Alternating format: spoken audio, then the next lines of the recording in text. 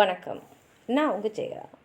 இன்றைக்கி நம்ம இந்த வீடியோவில் குஷ்வந்த் சிங் எழுதின city improbable writings on Delhi இந்த புக்கோடைய சம்மரியை பார்க்கலாம் வாங்க. வீடியோக்குள்ளே போகிறதுக்கு முன்னாடி இந்த வீடியோவை லைக் பண்ணுங்கள், உங்கள் ஃப்ரெண்ட்ஸோட ஷேர் பண்ணுங்கள். சப்ஸ்கிரைப் பண்ணாதவங்களாம் ப்ளீஸ் சப்ஸ்கிரைப் பண்ணி சப்போர்ட் பண்ணுங்கள். குஷ்வந்த் சிங் இந்த புக்கில் வேறு மக்கள் வேறு காலகட்டத்தில் வேறு வயசு வித்தியாசத்தில், அதாவது இளைஞர்கள்லேருந்தும் முதியோர்கள் வரைக்கும் வேறு நாட்டிலேருந்து வேறு கல்ச்சரை சேர்ந்தவங்க வேறு பேக்ரவுண்ட்ஸில் இருக்கிறவங்க டெல்லியை பற்றி என்ன எழுதியிருக்காங்க அப்படின்றது தான் இந்த புத்தகத்தில் அவர் எழுதியிருக்காரு. இதில் ராஜாக்கள் இங்கே பயணிகளாக வந்திருக்காங்களே, ட்ராவலர்ஸ், அவங்களேருந்து ஹிஸ்டோரியன்ஸ், வரலாற்று ஆசிரியர்கள், அப்புறம் எழுத்தாளர்கள், இவங்கெல்லாம் டெல்லியை பற்றி என்ன எழுதியிருக்காங்க, அது எல்லாமே வேறு ப்ரொஃபஷன்ஸில் இருக்கக்கூடியவங்க, அவங்கெல்லாம் டெல்லியை பற்றி என்ன எழுதியிருக்காங்கன்றத ஒரு கலெக்ஷன் மாதிரி இங்கே போட்டிருக்காரு. ஏன்னா டெல்லியை பற்றி பார்க்கும்போது அது ஒரு பேரடாக்ஸ், அதாவது ஒரு கலவையான ஒரு இடம்னு சொல்லலாம். ஏன்னா அங்கே பார்த்திங்கன்னா வரலாற்று சிறப்புமிக்க சின்னங்களும் அந்த இடத்துல இருக்குது, மாடர்னாக இருக்கக்கூடிய இந்த மால்ஸும் இங்கே இருக்குது, சாப்பிட்றதுக்கு பார்த்திங்கன்னா அந்த காலத்து டாபாஸும் இருக்குது, நல்ல அப்படியே மாடர்னாக இருக்கக்கூடிய ரெஸ்டாரண்ட்ஸும் இருக்குது, அதே மாதிரி அப்பார்ட்மெண்ட் பில்டிங்ஸும் இருக்குது, கூடவே சேர்ந்து பார்த்திங்கன்னா ஸ்லம்ஸ், அதாவது சேரியும் ஒன்றும் அங்கே இருக்குது.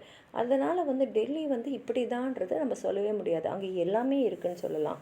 இப்போ த பில்டிங் ஆஃப் த ஹால்ன்ற அந்த சாப்டரில் பார்த்திங்கன்னா மகாபாரதத்தை எழுதின வியாசா எப்படி இந்திரபிரஸ்தா வர்ணிச்சிருக்காரு அப்படின்றத இங்கே எழுதுகிறாரு. அங்கே பார்த்திங்கன்னா தூண்கள்லாம் அப்படியே பொன்னாலே செய்யப்பட்டிருக்கும், செவர்லெல்லாம் விலை மதிக்க முடியாத அளவுக்கு விலை மதிப்புள்ள ஒரு கற்கள் எல்லாம் பதிச்சிருக்கும். அப்புறம் அந்த செவரில் இருக்கக்கூடிய அந்த பூக்கள்லாம் பார்த்திங்கன்னா பேர்ல் ட்ராப்ஸ், அதாவது முத்துக்கள்லாம் பதிக்கப்பட்ட செவர்களுடைய ஒரு இந்திரபிரஸ்தாவை அவர் இங்கே வர்ணிச்சிருக்காரு. அதே மாதிரி பேரடைஸ் ஆஃப் ஜஸ்டிஸில் அமீர் குஸ்ரோன்றது அவருக்கு டெல்லி எவ்வளோ பிடிக்கும் அப்படின்றத எழுதியிருக்காரு. எந்த அளவுக்கு பிடிக்கும்னா டெல்லி நல்லா இருக்கணும் அப்படின்னு அவர் ஒரு ப்ரேயரே எழுதியிருக்காரு, அந்த அளவுக்கு அவருக்கு டெல்லியை ரொம்ப பிடிச்சிருக்கும். அதே மாதிரி ஹசன் நிசாமி குதுபுதீன் ஐபக் அவர் பற்றிலாம் எழுதியிருக்காரு. தாஜ்-உல் மசீர்லேருந்து அவர், அதாவது 13ஆம் நூற்றாண்டில் குதுபுதீன் ஐபக் டெல்லியில் படையெடுத்து அதை சீரழித்து டெல்லி அதை சுற்றி இருக்கக்கூடிய இந்து கோயில்களெல்லாம் எப்படி அவர் அழிச்சார் அப்படின்றத பற்றிலாம் எழுதியிருக்காரு. முதல் டெல்லி சுல்தானான ஐபக் ஆகட்டும், நிசாமி ஆகட்டும், அவங்களுக்கு டெல்லி மேலே எப்படிப்பட்ட ஒரு மோகம் இருந்தது அப்படின்றத சொல்லியிருக்காரு. இப்ன் பட்டூட்டா அவரும் டெல்லி முகமது பின் துக்ளக் ஆண்ட காலத்தில் எப்படி இருந்தது, அங்கே அன்றாட வாழ்க்கை எப்படி இருந்தது, ராஜசபைகள்லாம் எப்படி இருந்தது, அங்கே இருந்த மக்கள்லாம் எப்படி டெல்லியை விட்டு தௌலதாபாத்துக்கு வெளியேற்றப்பட்டாங்க. மக்களுக்கு அங்கேருந்து போகிறதுக்கே பிடிக்கல, ஏன்னா அவங்க காலங்காலமாக வாழ்ந்த இடம் அது. ஆனால் மன்னரோடைய அந்த கட்டளைக்காக எல்லாருமே அங்கேருந்து எப்படி அகற்றப்பட்டாங்கன்றத எல்லா டீட்டெயில்ஸுமே அவர் கொடுத்துருக்காரு. ஏன்னா முகமது பின் துக்ளக் எப்படின்னா அவருடைய விருப்பத்துக்கு ஏற்ற மாதிரி தான் அவர் ஆட்சி செஞ்சார். ஒரு வாட்டி என்ன ஆயிடுச்சுன்னா, அந்த ஆடியன்ஸ் ஹாலில் ஒரு பார்ச்மெண்ட்டில் துண்டு பேப்பர் மாதிரி அவரை எதிர்த்து யாரோ ஒன்று எழுதி அங்கே போட்டுட்டு போயிருந்தாங்க. அதனாலேயே அவர் என்ன பண்ணிட்டாரு, டெல்லியில் யாருமே இருக்கக்கூடாது, ஏன்னா அது யார் போட்டதுன்னு தெரியாது, டெல்லியில் யாருமே இருக்கக்கூடாது, எல்லாரையும் வெளியில் அனுப்பு அப்படின்னு சொல்லிட்டு அனுப்புகிற அளவுக்கு அவர் அவர் இஷ்டப்படி தான் நடத்தினார். அடுத்தது அவுரங்கசீப்பை பற்றி பார்க்கும்போது அவர் எப்படி மத மாற்றம், செல்லிங் ஆஃப் ஸ்பிரிட்டு, அதுக்கப்புறம் மக்கள் தாடி எந்த அளவுக்கு வச்சுக்கணும், அந்த ஊரில் எத்தனை இசைக்கலைஞர்கள் இருக்கணுன்ற வரைக்கும் அவருடைய அதிகாரத்தை எப்படி காமிச்சார் அப்படின்றதையும் இந்த புத்தகத்தில் நம்ம பார்க்கலாம். அப்புறம் திமூர் ஐ லேங்ன்றவர் டெல்லியை அவர் கைப்பற்றிட்ட அப்புறம் அவர் எழுதியிருக்காரு. அவர் எப்படியா கைப்பற்றிருப்பாருன்னா கண்டிப்பாக பல அழிவுகளை ஏற்படுத்தி தான் கைப்பற்றியிருப்பார். ஆனால் அவர் என்ன சொல்கிறாருன்னா, டெல்லி எனக்கு ரொம்ப பிடிக்கும், டெல்லிக்கும் சரி அங்கே இருக்கிற மக்களுக்கும் எந்த பாதகமும் நடந்துடக்கூடாதுன்னு நான் ரொம்ப ஆசைப்பட்டேன், ஆனால் என்ன பண்ணுறது, கடவுள் முடிவு பண்ணிட்டாரு இந்த நகரத்தை அழிக்கணும்னு, அதாவது அவர் அழித்தது கடவுளோடைய இஷ்டத்துக்கு தான் நடந்ததுன்ற மாதிரி அவர் எழுதியிருப்பார்.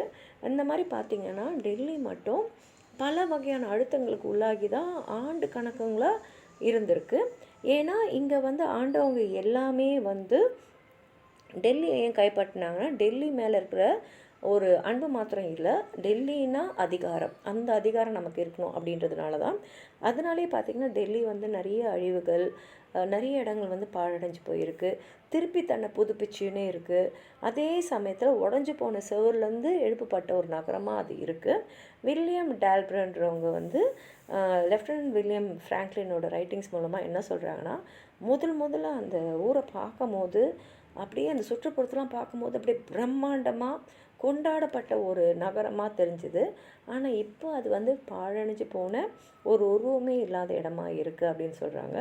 அதே சமயத்தில் முகல் எம்பையரோட முடிவுக்கும் பிரிட்டிஷ் ஆட்சியாளர்கள் வரத்துக்கும் நடுவில் இருக்கக்கூடிய காலகட்டத்தை பார்த்திங்கன்னா, த ஜங்கிள்ன்ற புக்கில் வந்து ஒரு நம்பிக்கையே இல்லாமல் யாரையும் நம்ப முடியாத சூழ்நிலையில் தான் இந்த ஊர் இருந்திருக்கு அப்படின்னு நமக்கு புரியுது.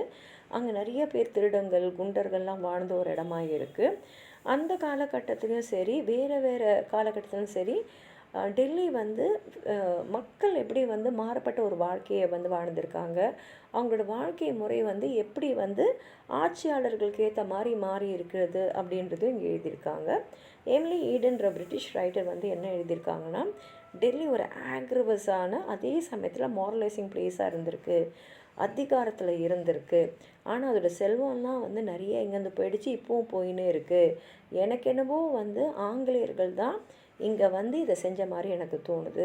ஏன்னா ஆங்கிலேயர் வந்திருக்காங்க, இதை வந்து ஒரு மெர்கன்டைஸ்னால் வியாபார நகரமாக மாற்றிருக்காங்க, பணம் சம்பாதிக்கக்கூடிய இடமா எடுத்துகிட்டு இந்த இடத்தையே கெடுத்துட்டாங்க அப்படின்னு எழுதியிருக்காங்க.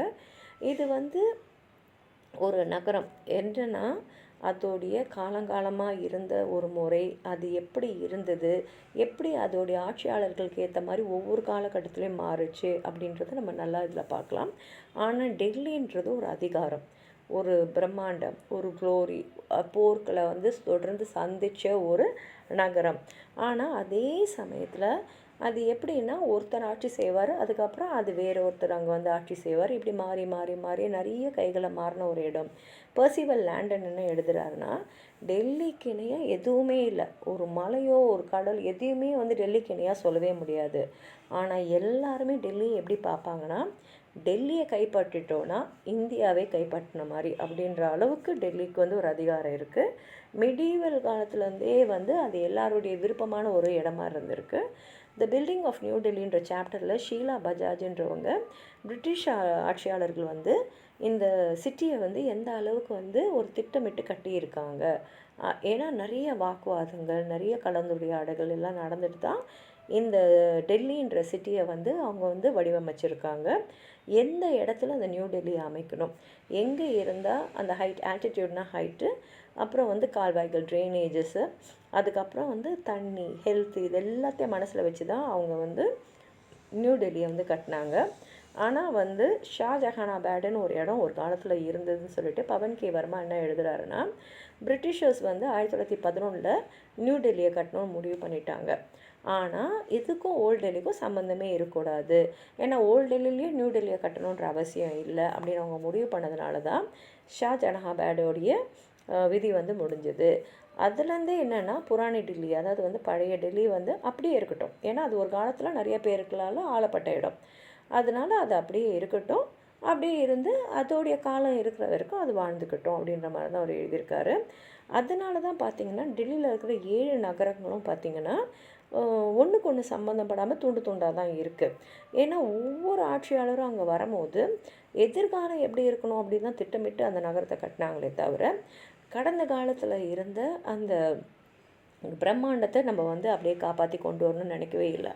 இப்போ இருக்கிறது வந்து எப்படி வந்து எதிர்காலத்துக்கு போகணும் அப்படின்ற மாதிரி தான் இருந்தாங்க. ஏன்னா வந்து பழைய டெல்லி பார்த்திங்கன்னா அது ஒரு காலத்தில் அதிகாரத்தில் இருந்தது தான், ஆனால் இப்போது அது அங்கே இருக்கிற இடங்கள்லாம் வந்து கொஞ்சம் கொஞ்சம் அழிவை நோக்கி தான் போயின்ட்டுருக்கு.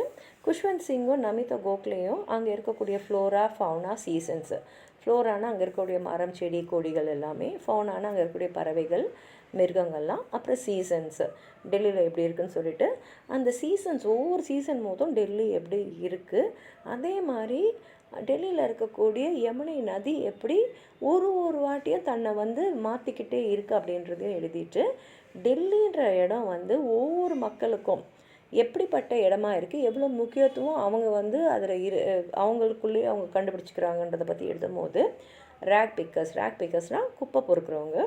அவங்க என்ன சொல்கிறாங்கன்னா, நாங்கள் மட்டும் ஒரு நாள் வேலை செய்யலைனா கூட டெல்லி முனிசிபாலிட்டியே வந்து கொலாப்ஸ் ஆகிடும். ஏன்னா வந்து அவங்க அவ்வளோ குப்பைங்களை வந்து எடுத்துன்னு போகணும்.